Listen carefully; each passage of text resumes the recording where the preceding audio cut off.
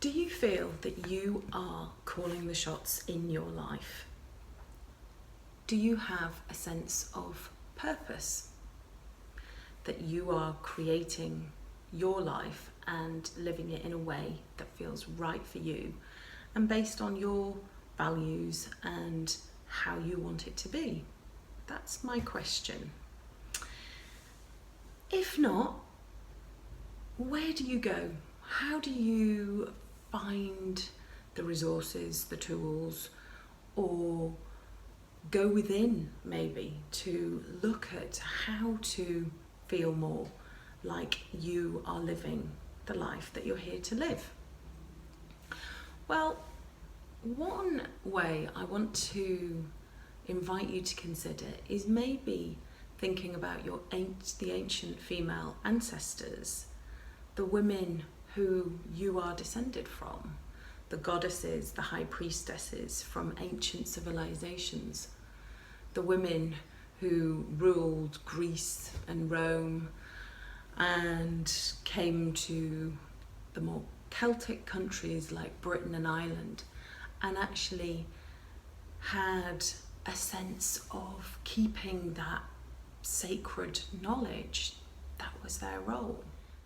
Ancient goddesses have existed since the dawn of time and were integral to the foundations of different civilizations and the world as we know it today.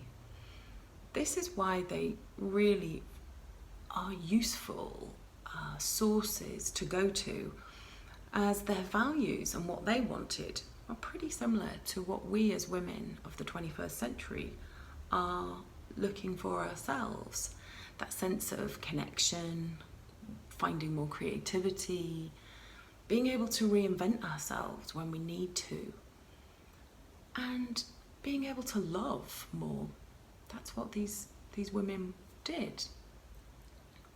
So another way that we can consider using and looking to these women is in terms of our own sense of power. These wild women who we are descended from were powerful beings.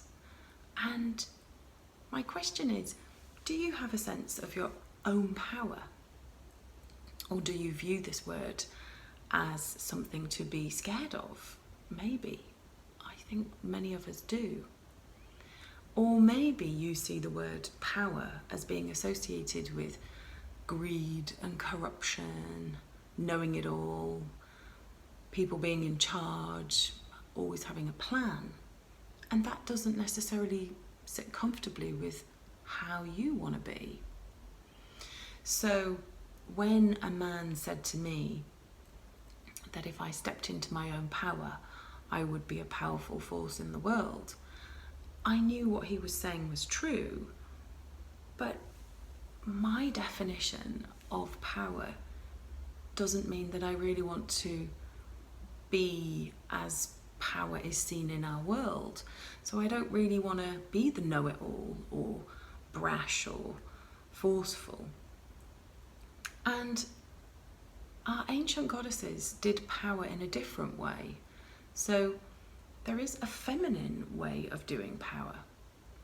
And considering maybe how we can look at power from surrendering to the unknown, being able to ask for help, being open to receiving from others, being kind, being vulnerable and open to new ideas is a different definition of power. It's more yin, it's more feminine, and it's what our world really needs right now. Because the masculine, the yang definition of power, is not right for all of us and isn't necessarily serving the greater good. Everybody has an innate sense of masculine and feminine energies. We need both of these energies in order to lead balanced lives. And our society for the last 3,000 years has been very male-led, and the patriarchal world we live in has meant that the male way of being and doing has become the accepted way to be, way to live. And this leaves in many women a sense of dividedness in that how we want to respond to a situation is often not the norm. It's not what men would expect.